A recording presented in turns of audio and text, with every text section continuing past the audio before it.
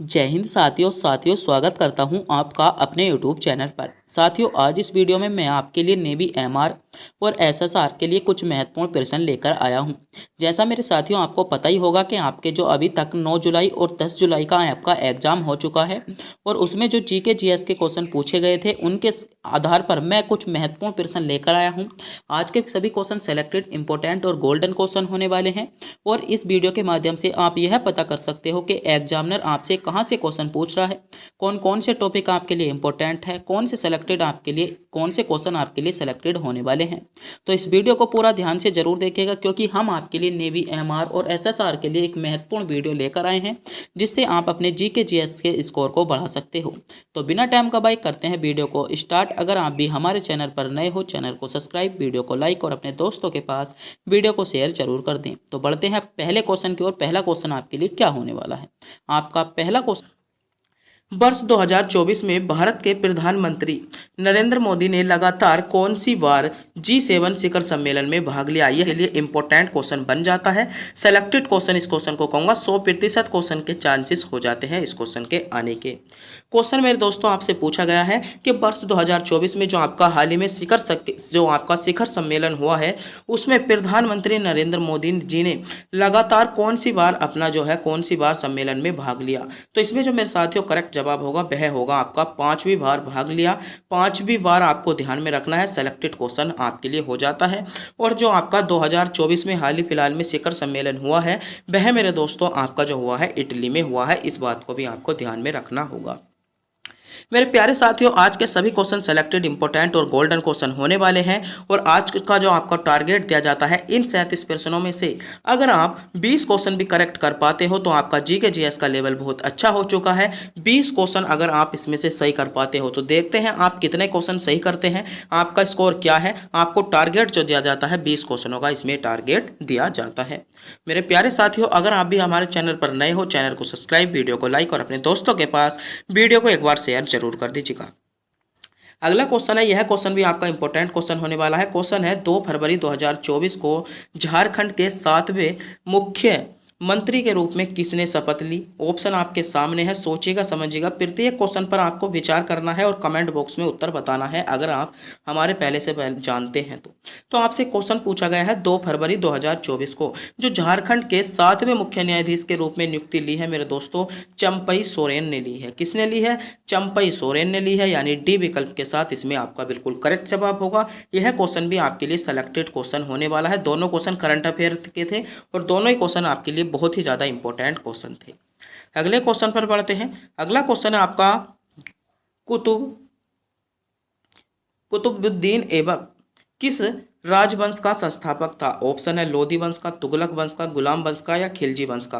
तो सभी को पता होगा जो आपके कुतुबुद्दीन ऐबक थे मेरे दोस्तों वह आपके गुलाम वंश के संस्थापक थे, यानी गुलाम वंश आपको विकल्प सी में दिया गया है। विकल्प सी के साथ इसमें आपका बिल्कुल करेक्ट जवाब हो जाएगा। अगले क्वेश्चन पर बढ़ते हैं। यह क्वेश्चन आपके लिए बहुत ज़्यादा सेलेक्टेड, इंपॉर्टेंट और गोल्डन क्वेश्चन होने वाला है। क्वेश्चन है किसान क्रेडिट कार्ड योजना किस वर्ष शुरू की गई? यो आपका री एग्जाम के लिए 3 स्टार इस क्वेश्चन को देने वाला हूं। आप इस क्वेश्चन का स्क्रीनशॉट ले लीजिएगा या इस क्वेश्चन को नोट भी कर सकते हो। क्वेश्चन इंपॉर्टेंट है। क्वेश्चन है कि किसान क्रेडिट कार्ड योजना, जो आपकी किसान क्रेडिट कार्ड योजना थी किस वर्ष शुरू की गई थी? किस वर्ष आपकी शुरू की गई? ऑप्शन आपके सामने है 1990 में, 1950 में, 1998 में या 2000 में। तो मेरे दोस्तों जो आपकी किसान कार्ड योजना थी वह आपकी 1998 में शुरू की गई थी, यानी जिन बच्चों ने विकल्प सी को चुना है बिल्कुल सही चुना है। सी विकल्प की ओर जा रहे सभी बच्चों का जवाब बिल्कुल करेक्ट जवाब निकल कर आता है।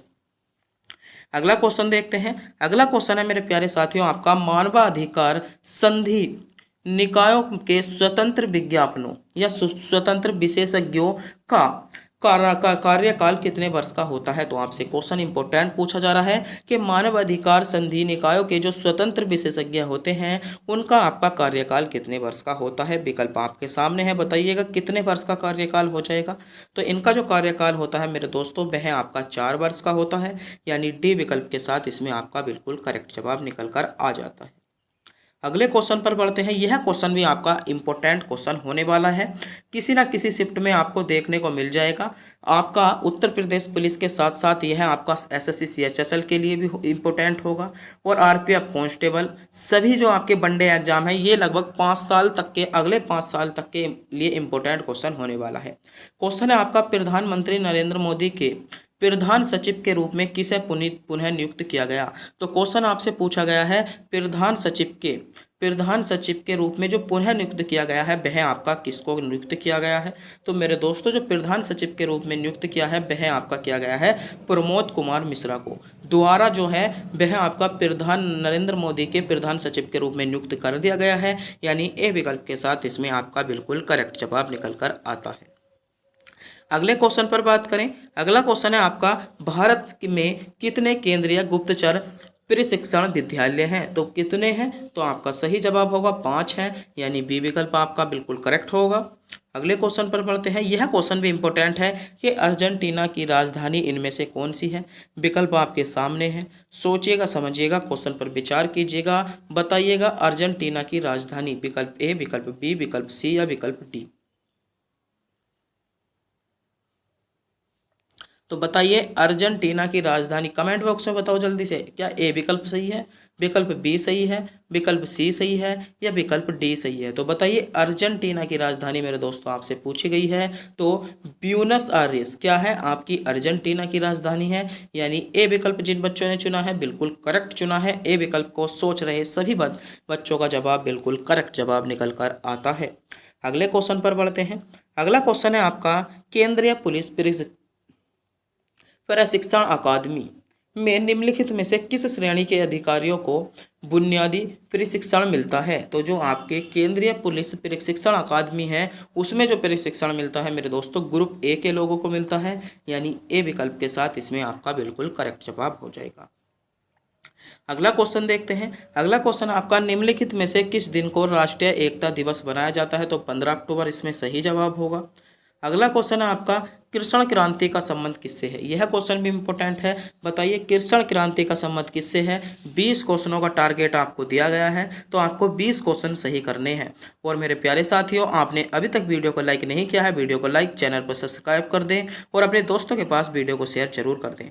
आपको ध्यान रखने हैं अपने 20 क्वेश्चन।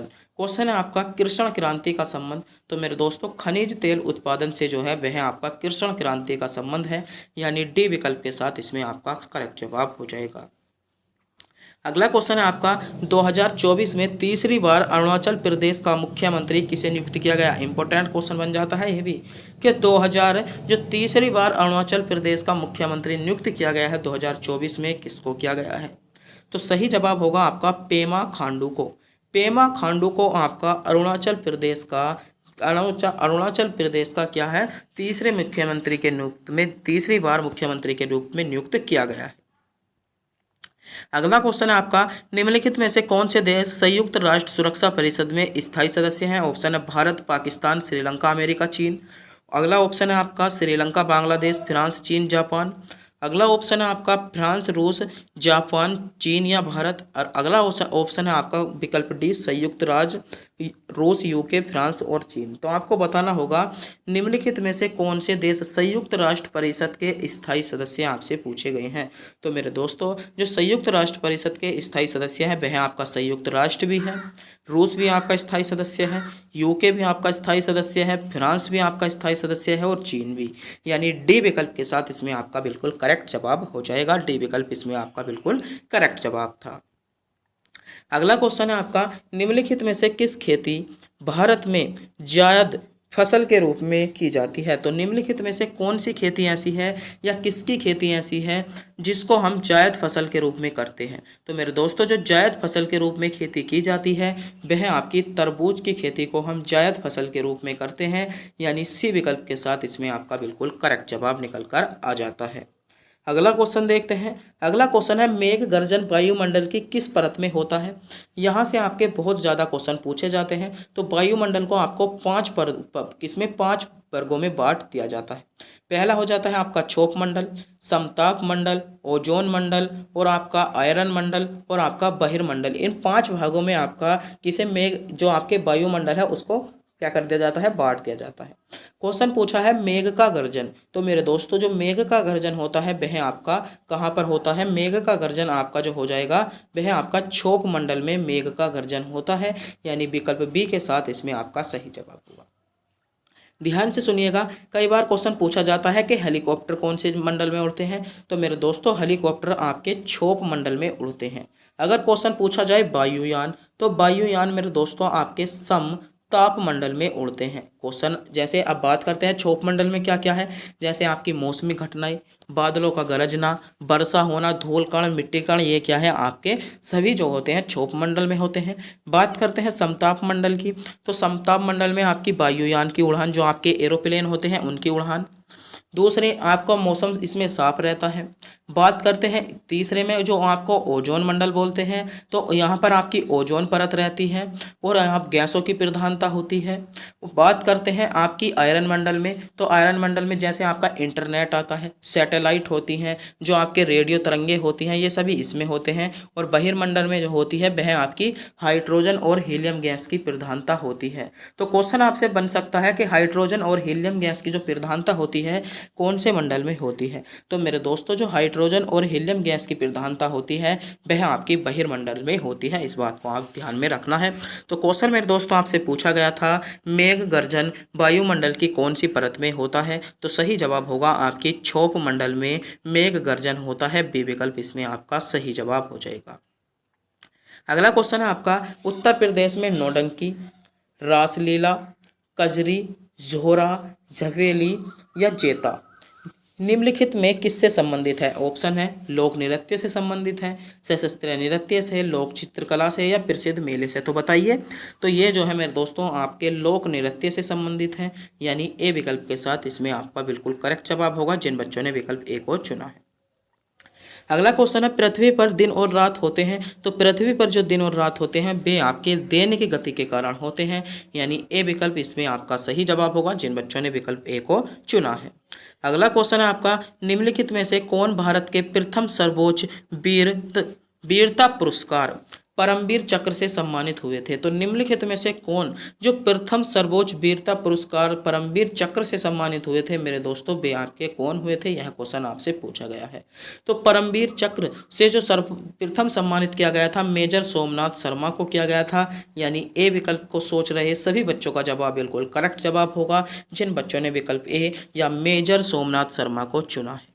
अगला क्वेश्चन है आपका निम्नलिखित किस वर्ष में भारतीय आईटी अधिनियम 2000 में प्रमुख संशोधन किया गया। तो किस वर्ष किया गया था, तो 2008 में। 2008 में जो 2000 का संशोधन था उसमें क्या कर दिया गया था, उसमें संशोधन जो किया गया था वह आपका 2008 में किया गया था। अगला क्वेश्चन है, यह क्वेश्चन आपका री एग्जाम के लिए सेलेक्टेड क्वेश्चन है। क्वेश्चन जैसे आपसे पूछे गए थे, क्वेश्चन आपका भारत में नोटंकी विमुद्रीकरण कब हुई।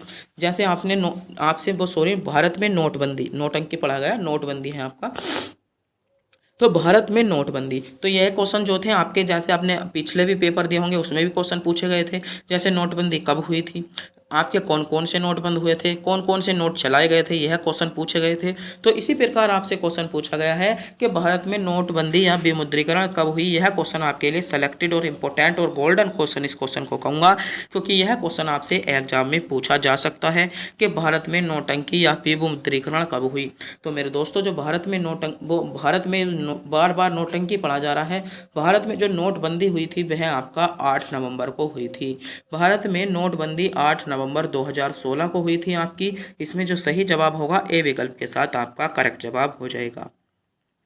अगला क्वेश्चन है, अगस्त 2020 में शौर्य चक्र पुरस्कार से किसे सम्मानित किया गया था। तो अगस्त 2020 में जो शौर्य चक्र से सम्मानित किया गया था विशाख नायर को किया गया था। किसे, विशाख नायर को जो किया गया था वह आपका अगस्त 2020 में शौर्य चक्र से सम्मानित किया गया था। अगला क्वेश्चन है आपका, नोटबंदी से पहले अर्थव्यवस्था में 500 के नोटों की संख्या कितनी थी। यह क्वेश्चन भी इम्पोर्टेंट हो जा सकता है कि नोटबंदी से पहले जो अर्थव्यवस्था में 500 के नोटों की संख्या थी वह आपकी थी 17,165 मिलियन, यानी बी विकल्प इसमें आपका सही जवाब होगा।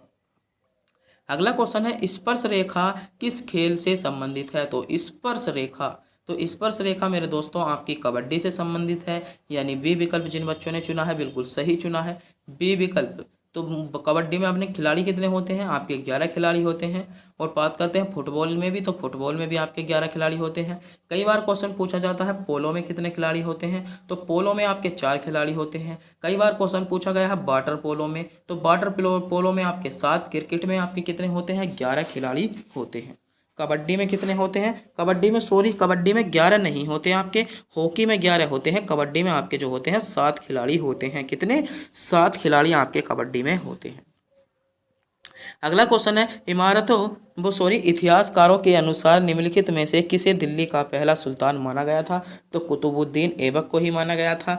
बी विकल्प आपका सही जवाब होगा। अगला क्वेश्चन है वायुमंडलीय सापेक्ष आर्द्रता को मापने के लिए उपयोगी किए जाने वाला उपकरण निम्न में से कौन सा है? तो हाईग्रोमीटर आपका है। हाईग्रोमीटर बी विकल्प में आपको दिया गया है, जो आपका बिल्कुल करेक्ट जवाब होगा। अगले क्वेश्चन पर बढ़ते हैं। अगला क्वेश्चन है निम्नलिखित विकल्पों में से कौन मध्य प्रदेश में स्थित विश्व धरोहर स्थलों में शामिल नहीं है? तो कौन नहीं है? हम्पी स्मारक स्मूथ नहीं है, यानी बी विकल्प के साथ आपका सही जवाब होगा।